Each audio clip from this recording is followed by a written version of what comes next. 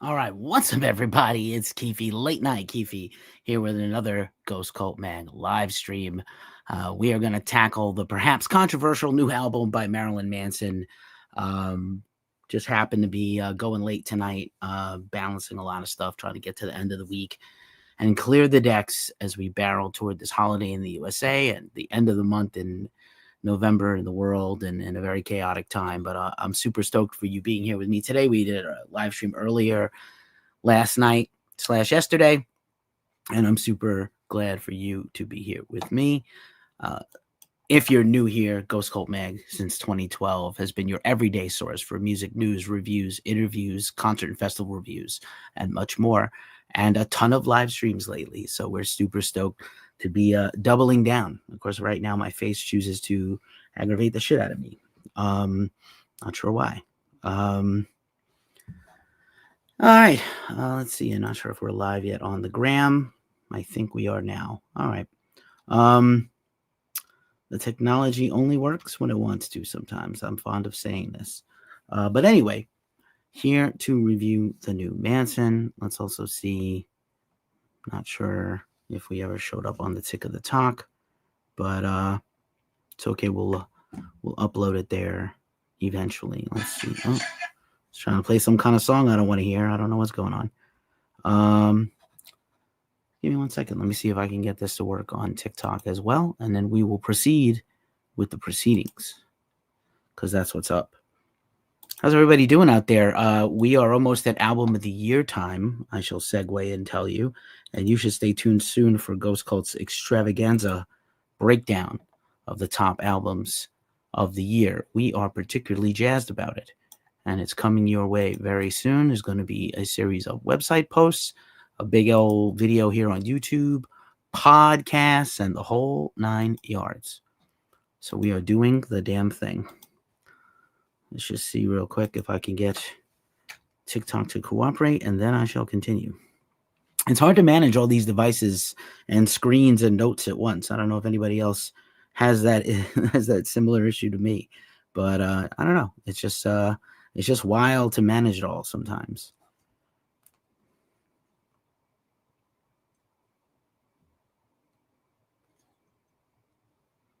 All right. I think I've almost got it.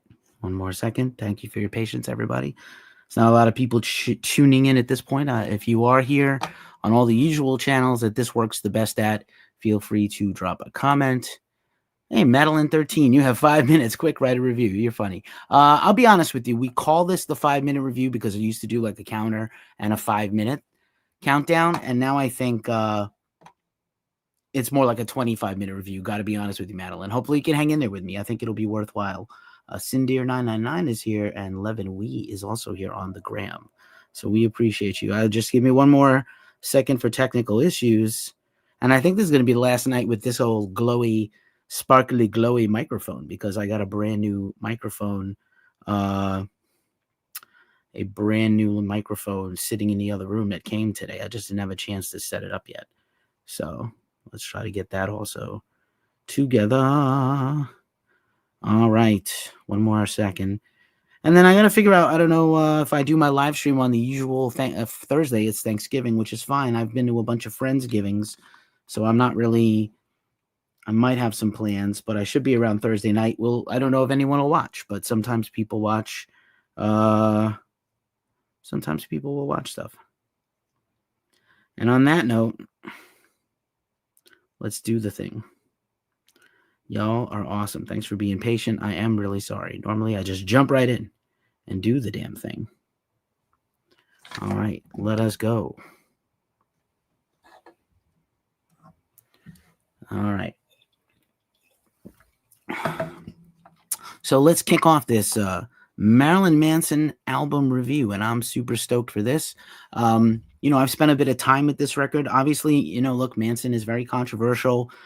He's got a bunch of cases pending still by the Los Angeles County Sheriff's Department. This is the 900-pound gorilla in the room with his whole career. I think a lot of people were surprised that he mounted a comeback. I think Manson,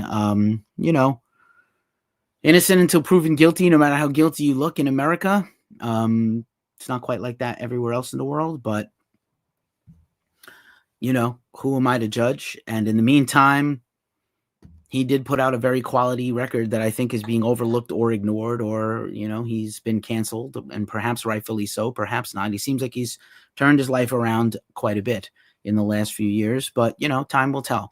So in the meantime, we have this new record, and I was quite a fan of his last record, We Are Chaos, which came out during the pandemic. And then obviously the cases against him snowballed in early 2021.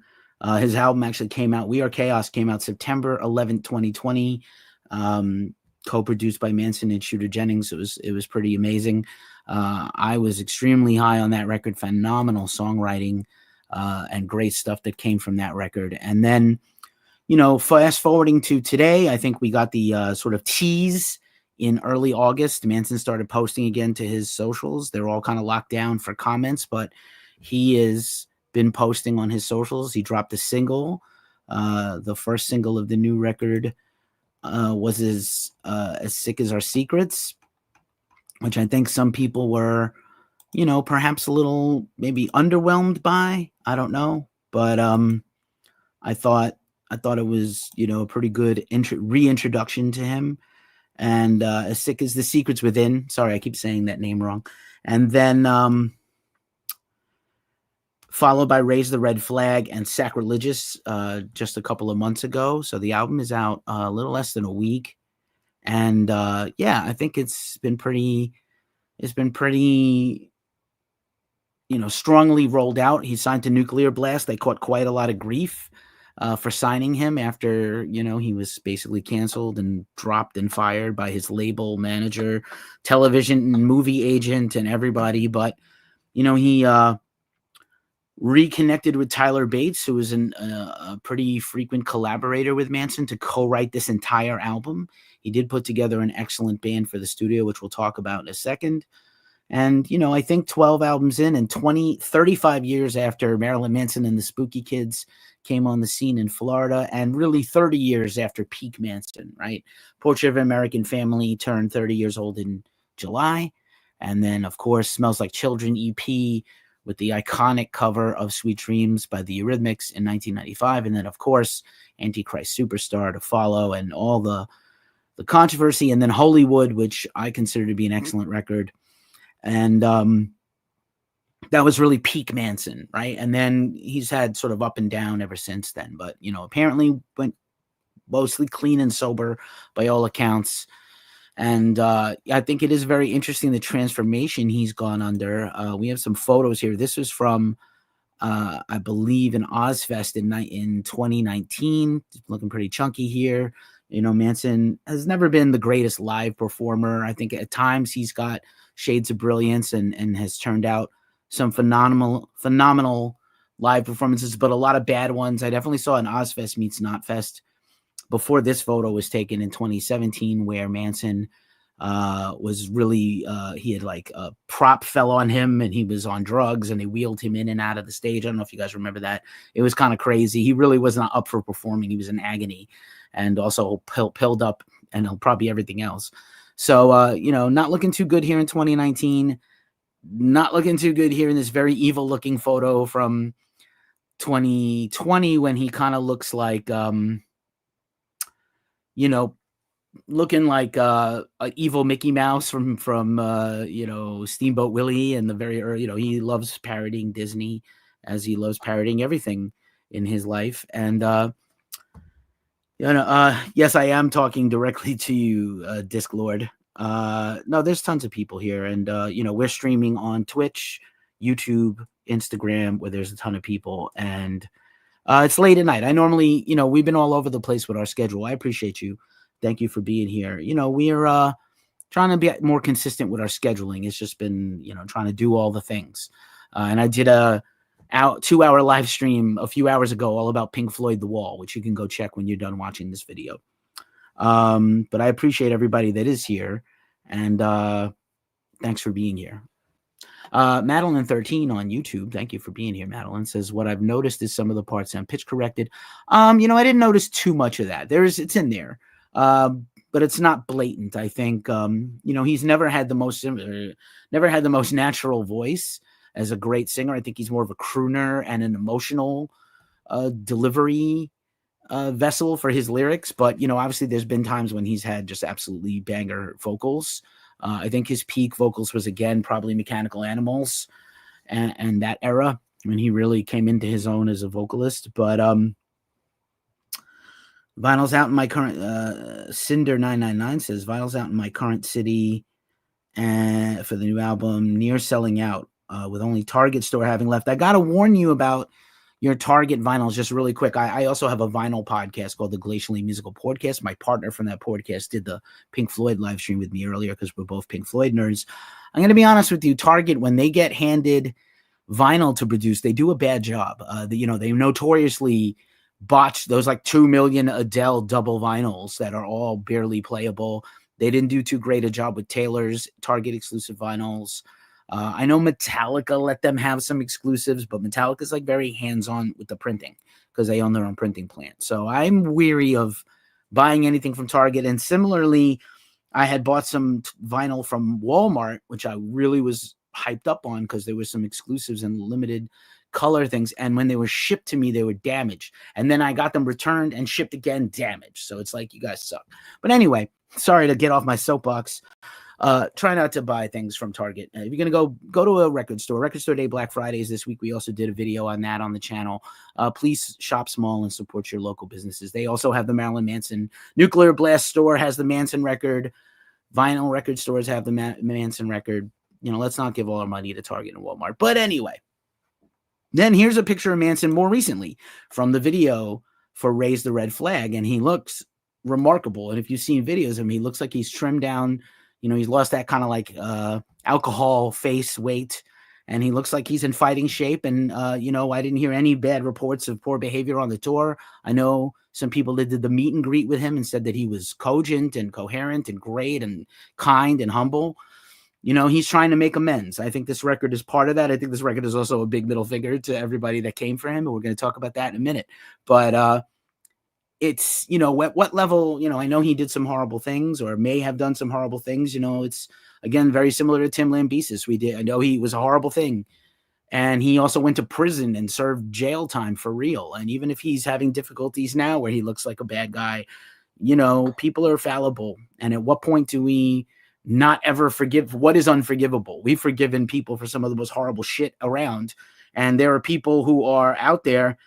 And, you know, I've gotten a lot of shit for calling out certain people. There are some people that people are idol worshiping right now that are horrendous people, just absolutely horrendous people. So where do you draw the line? I am historically a not separating the art from the artist person, but here I am. We're doing the Manson review. I think it's been overlooked, and I wanted to talk about it. Well, you know, again, I'm a person that believes all victims also, Madeline, but I'm with you. And he did tell on himself in his book that he was, you know, a lot of people have told, I think this is probably the reason there's no Trent Reznor book, because he doesn't want to tell on himself. And Maynard definitely told on himself in his book that he wasn't an honorable guy until he, you know, ended up kind of settling down, calming down, and getting off the drugs. But we'll see. We'll see. But anyway, let's talk about this record. Again, another Manson masterpiece, painted artwork. I mean, I think that I know that during the worst of the cancel time, Manson was selling a lot of his art privately and on eBay to collectors and fans. And that's kind of how he subsisted himself. Obviously, he always made revenue on his royalties. But again, he really co-wrote this entire record with Bates. I think when Manson is paired with a top-tier songwriter like a Shooter Jennings or a Tyler Bates, he does his best work because the pressure isn't on him to do everything. People don't realize this. Manson is actually capable of writing songs and creating melodies and writing music. But, you know, obviously it's when you work with a genius like Tyler Bates. Tyler Bates, best known for a lot of movie soundtracks like 300, but also he co-wrote the last two Jerry Cantrell solo records with Jerry, and he's in Jerry's band. And Tyler has been in Manson's live band, although, like I said, right now, Jerry has a lot of headline tour stuff lined up that I believe Tyler will be on board with him. So, anyhow, let's just really quickly discuss the studio band. So again, Manson himself, Mr. Manson, Tyler Bates, guitar, bass, kind of a hybrid guitar, viola, electric viola thing, and keyboards, and Gil Sharon on drums. Gil Sharon, most famous from being with his twin brother in Stolen Babies. Gil Sharon was also in the Dillinger Escape Plan. He's a phenomenal world-class drummer. I interviewed him once outside the Worcester Palladium when I lived in Boston. And yeah, good times. And so his live band, which is super interesting and also got some grief, is Manson, of course, Bates, Piggy D, who was let go from Rob Zombie's band since Blasco Nicholson became free and came back to Zombie after almost 20 years. Reba Myers from Code Orange, she got a lot of shit. Code Orange has always been like a very, leftist woke band. I've interviewed the band at Riot Fest last year. Their last record was incredible. And Reba is a class act and a supremely talented person. And she came in and slayed it. She showed up in one of the music videos and did the tour. And she had nothing but nice things to say about Manson fans and Manson himself, and said she was treated with the utmost respect. And, of course, Gil Sharon on drums again. So we'll see if this band stays intact. Manson does have a habit of losing people, but it's good to have Piggy D in the band. And they do go way back as L.A. area musicians. So let us get into the record. And, of course, the record begins with the title track, unsurprisingly. And I have a bit of notes here on this other screen. So if I'm looking away, it's kind of, I'm not insane. I'm here. You really like the drums. Yeah, I mean, beautifully recorded record, exceptionally produced by Bates and Manson. And really... one of the best sounding Manson records. Honestly, really the last three records, Pale Emperor, We Are Chaos, and this record are all pretty tight. And, Bates, again, is well known for his writing and production work. But the title track kicks off the record, and it's kind of an epic track. And, much that kind of sets the tone for the entire record. It's, I like that there's no intro track. It's just the song. Boom. And it's pretty heavy. It's got a chugging riff and fantastic vocal delivery that kind of simmers to a boil. And like I said, it gets very heavy and very epic feeling toward the end. And, like I said, this really sets the tone for the entire record about Manson kind of being on trial for his life yet again in his career. And obviously when you stir the pot and you are an agent of chaos, like he has been, you're going to get negative and positive attention. And, I think this is plainly, most of this record addresses basically what he's been through the last few years, maybe even going back 4 or 5 years, his personal trials and tribulations.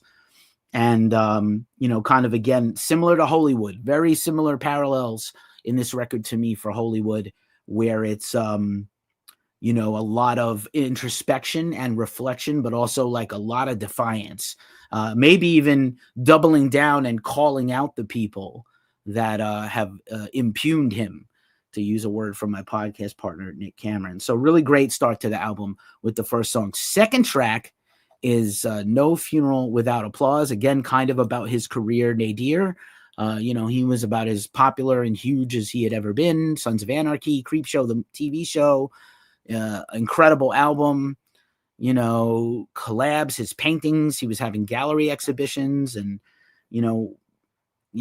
kind of found happiness again in his recent relationship and marriage with his wife. And then kind of it all came down. And I think No Funeral Without Applause is a reflection on stardom, again, which, is a frequent topic for Manson, the cost of fame and what it cost him personally. And another really banger song, to be honest with you, like a really strong song right off the gate. Then probably my favorite song on the entire record, arguably, is Not If You Understand, which I also like.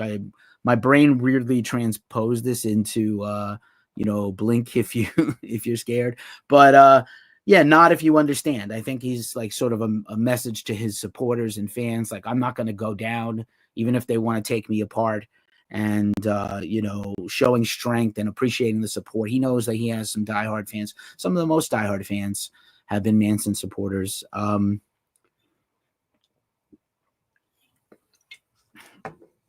And a really great wordplay on the lyrics on this one, and great vocal delivery. And there's a metal as fuck scream. This kind of reminded me of maybe even Antichrist Superstar a little bit. Manson does love some of his, we'll say they're his tropes. Track 2, 3, and 8 are your favorites. I'm with you. No Funeral Without Applause, Not If You Understand, and we'll get to the 8th song, which was a single. But Manson does love his, not I want to say tropes or, maybe things that he returns to, chugging metal guitar riffs, and he loves that, for lack of a better term, that marching beat that's like Rock and Roll 2 by Gary Glitter, another disgraced rocker. But Manson goes back to that beat over and over again, and it comes up here again with it's been used in Rock Is Dead and Beautiful People, and it's that marchy march beat. He does love that. He does favor that beat for sure. He's going to bring that beat back once again. Number 4 was the first single, As Sick as the Secrets Within. And I think when it first came out, I think the fan base was energized that he had new music out, and the video was very stylized and interesting. All the videos have been, just like his whole career. I think it's kind of what I would term a heavy ballad. It's a bit of a it's not a banger rock song. It's kind of again, this introspective, deep song. And I thought it was an inspired choice for the first one out because, for his first song in 4 years, basically, and again, following all this upheaval in his personal life and change, I think this is a really clever first song to put out. I don't know if it was Manson's choice or Nuclear Blast's choice. I do think, for all the grief that they got for signing him and putting this record out, Nuclear Blast ran a very traditional and strong PR campaign, 3 singles, 3 to 4 months lead up, basically 3-month lead up to the album, which is about this a little better than the standard. I know some records are coming, like first single to the album drop is sometimes 6 to 8 weeks. So this was a little longer than that, which I think they needed to kind of get people to understand the flavor and the direction of the album. But I really like this song. I know that some of the fans were expecting like something a little more fiery right out of the gate, but I think it just kind of indicates where Manson was going. Sorry, I'm not keeping up. I never keep up with these slides very well. The 5th track is Sacrilegious, and it's kind of hard to believe that he hasn't had a song called Sacrilegious ever before. I'm kind of baffled by this. Madeline says, I think it's about his sobriety. Yeah, absolutely. Definitely about getting sober. And, it was clear from the very beginning, seeing him physically, he made a transformation. I've been not shy about my health issues this year. I've had many health issues since the start of the year, and I'm trying really hard to get it together.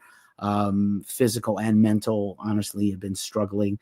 But Sacrilegious is fun. One of his favorite topics, calling out the so-called pious and righteous in our society. I think we've seen in the last year the divide in this country is worse than ever along these lines. And I don't really understand religious conservatism in this day and age. But that's just me. And Yep. I'm sorry to hear that, Madeline, and I do hope it gets better for you. It's going to get better for all of us. You just got to keep pushing and persevering. Death Is Not a Costume is a really cool song, the 6th track on the album. This kind of reminded me of the song Perfume from a couple of records ago from We Are Chaos. It's a bit longer song, not quite as long as the Secrets Within. Secrets Within doesn't feel like a long song, even though it's kind of a mid-tempo ballad. And Death Is Not a Costume, I think, is a little more chargy. He's always good at sequencing these records. I'm sure Tyler and Manson, everything, obviously the title track was the obvious opener, but I think, sequencing is always an important thing. Manson's comes from the 70s and 80s where he listened to whole records. Devin is here. What's up, buddy? The man, the myth, the legend. I think you're the man, the legend. The Devin, not the Keith. But dude, hit me up and send me your new band stuff. I see posts, but I'm not really good at tracking and following up. So if you've got music coming out, or I know you've been doing gigs, please email me, DM me. We're in the circle of trust. I want to help you if I can, bro. Just doing a quick review of Manson's new record. Another live stream almost in the books here. Digits, by the way, what's up? Thanks for Diggs. Thanks for being here on Twitch. If you give us a follow, we'll follow you back. Meet Me in Purgatory is a fun song. Kind of feels like on one hand, it seems like it could be directed at a friend. On another hand, it seems like it'd be directed to his wife, Lindsay, who was deep in the shit with him at the time of all the stuff going on. And it does seem like a very tongue-in-cheek song, a little more coy and clever than the rest of this album. That's a little more direct and less poetic. So I think this song was, like obviously, pretty heavy song, and I think spoke to him in a way that made him adapt the lyrics kind of in a whimsical way, which is fun because we don't, we haven't got the whimsical Manson in a very long time. Really long time, maybe like 15 years. We haven't gotten that like playful fuck you Manson. We've gotten the furious and the sad and the depressed and the looking back at my life guy, but we haven't got this guy in a long time. So it's kind of fun. I think it's good. Then for you, Madeline, the 8th track, your other favorite on this album, Raise the Red Flag, absolutely a call out to his enemies.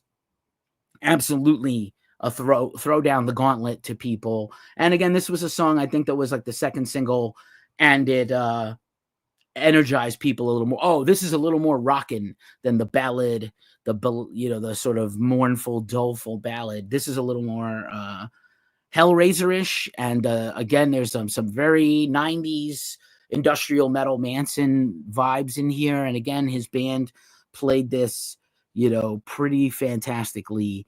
Again, shout out to Tyler Bates, who's, clearly one of the best to do it.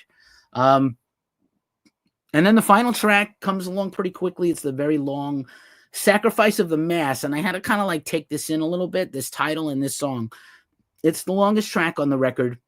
And I think it's meant to be kind of an end point to this. Again, this is One Assassination Under God, chapter 1. So that, to me intimates there will be a chapter 2. And I feel like this isn't an ending, but it's a plateau to the next whatever's coming. Now, I don't know if Manson had and Bates had written this all together at the same time. Would not surprise me.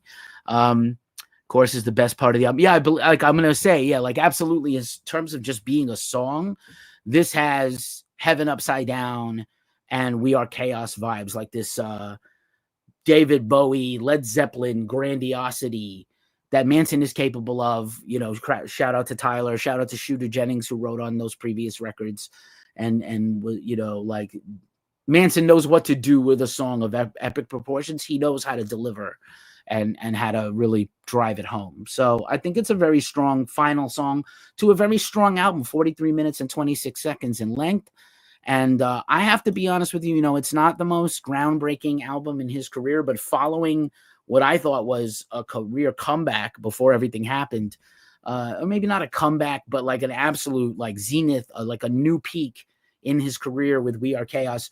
This is a very strong record. It's not the most original record of his career, so it's not like a 10 of 10 to me. If you're a diehard fan, you're going to love whatever he puts out. I think this is a strong 8, maybe a 9. We don't really do half marks at Ghost Cult. So I'm going to land on an 8 for me personally, and definitely one of the stronger records of the year. Obviously it was, obviously very controversial when it was announced, and obviously Nuclear Blast always does a great job. There's a box set version. There's a bundle version here in the image, if you can see it. Yeah. And very, very cinematic. I agree with you. I think Nuclear Blast, just in terms of marketing promotion, did a great job. I know they took a lot of heat for signing him. I said this a few times. The rest of the industry does kind of judge each other and look at each other. There are labels that will sign, I don't want to say has-beens, but there are labels who will sign reclamation projects or bands that have been cast off and discarded by other labels. And then those bands have a resurgence, or they feel a little more loved. Maybe the money's not like it used to be. The money's not like it used to be for everybody. Manson came out when you could still buy actual albums, CDs. And of course we all had Columbia House and 12 CDs for a penny or whatever, but, or $1. But like Manson sold millions of records, actual physical records at the time when he was at his peak, which we talked about earlier, 25, 27, almost 30 years ago. And, this is a very strong comeback from him. I don't know what's going to happen with him in the future. I do believe he's got more touring planned. I know he's got a festival, at least one festival lined up for next year. Normally when you do those Danny Wimmer festivals, you end up hitting a few of them. You don't just do one. I know, I'll tell you something else. If you guys are Manson fans, tell me what you think about him. I think he really humbled himself to open for Five Finger Death Punch. In the past, he might not have taken that like that's an insult. And he went out and he was professional and he opened all those shows, and then he booked his own headline tour. There was a lot of excitement for that. So I think he's going to continue to open for bigger bands And I think him and the band, if he keeps this unit together, I think Code Orange is kind of on a hiatus right now anyway. So Reba's available. Gil was, does a lot of studio and session stuff, but Manson can pay Gil Sharon to be in his band. And yes, that is correct, Cinder999. He started out as a music journalist. He had his own zines. He was one of us. He was one of the metal nerds and the music nerds. He loves music. And he loves making art, and this is his passion. And I think this record, obviously, I think we're not going to get the public commenting a lot of interview Manson guy anymore. I think we're going to get a conversation through his music to his fans and for himself. And so I think that's ultimately the essence of this record, is that he's delivering his rebuttal to everything that's happened to him with this record. Whatever you feel about the guy, if you can't support him and you're mad, I understand. But if you check this record out, if you've been a fan and you're curious, I think it's an excellent record and very strong. We're getting a lot of strong records to close the year here in November. And, I'm glad that I did this. I appreciate you all for tuning in. We're going to do another live stream tomorrow, probably afternoon, where we're going to review another recent release. And then, like I said, if you missed the beginning of this, we have our Ghost Cult Album of the Year giant extravaganza coming up soon. We have a podcast. We have a newsletter. We are every day, 24/7, 365 news at ghostcultmag.com. We like to say we're the not sucky metal sucks sometimes, but we don't hate those guys. They're friends. And thanks everybody for being here. I deeply appreciate you. I am Keefy from Ghost Cult Mag. There'll be some information in the description where you can find more stuff from us. Thanks for being here and have a good night. Peace.